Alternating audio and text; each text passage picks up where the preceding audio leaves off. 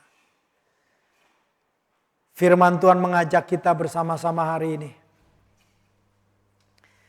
Jangan abaikan, jangan anggap enteng persekutuan doa. Lydia menemukan anugerah yang luar biasa. Oleh karena dia berada di tempat sembahyang orang Yahudi.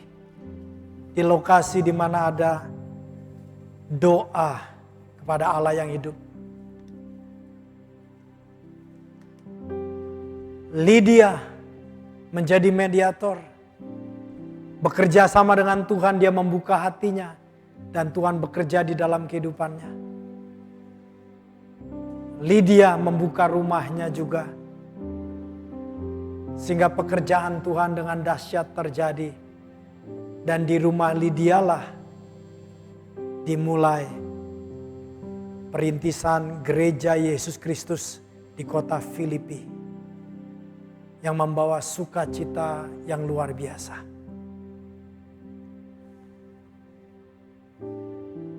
Kiranya by the grace of God, kita boleh memilih untuk menyembah Tuhan dan melayani Tuhan. Tuhan punya rencana yang ajaib masing-masing daripada kita. Supaya kasih karunia Tuhan menjamah sekeliling kita. Tuhan, terima kasih. Kami membuka hati kami.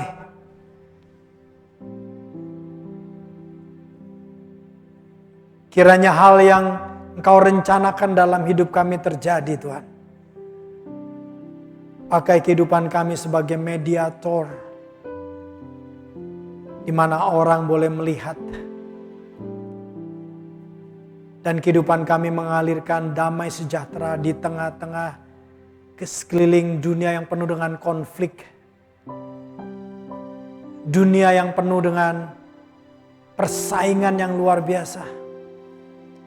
Orang-orang mengejar TikToker yang mengejar follower begitu dengan berbagai cara. Penuh dengan kompetisi.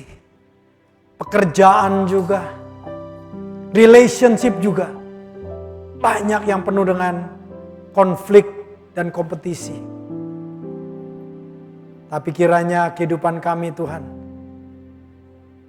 boleh mengalirkan damai sejahtera. Mampukan kami terus berbuat baik. Supaya melalui kehidupan kami, perbuatan baik kami, orang-orang di sekeliling kami boleh memuliakan Bapa di surga. Tuhan, terima kasih.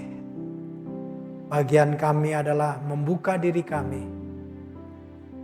Engkau yang memenuhi kami dan memampukan kami. Supaya kehendak-Mu yang baik boleh tergenapi lewat kehidupan kami. Terima kasih ya Tuhan. Di dalam nama Yesus Kristus. Amin. Amin. God bless you all. Silakan saudara bisa duduk, saya serahkan. Pastor, puji nama Tuhan, kita boleh diingatkan kembali bahwa saya dan saudara adalah pembawa berita-berita keselamatan. Amin saudara. Oleh karena itu kita harus mempersiapkan diri kita di dalam segala keadaan. Apabila kita bertemu dengan teman-teman kita, orang-orang yang perlu menerima Tuhan Yesus, kita bisa memberitakan berita keselamatan. Amin. Saat ini kita mau memberikan yang terbaik buat Tuhan kita. Mari kita berdoa. Tuhan, kami sungguh ucap syukur bahwa saat ini kami bisa boleh diingatkan kembali Tuhan bahwa kami adalah pembawa berita keselamatan. Biarlah ya Bapa, Engkau memakai hidup setiap daripada kami Tuhan untuk menjadi alat kemuliaan-Mu Tuhan. Biarlah ya Bapa, saat ini kami ingin memberikan yang terbaik apa yang ada pada kami Tuhan. Kami adalah jemaat-Mu, membawa seluruh persembahan dan perpuluhan kami ke dalam rumah Tuhan, supaya ada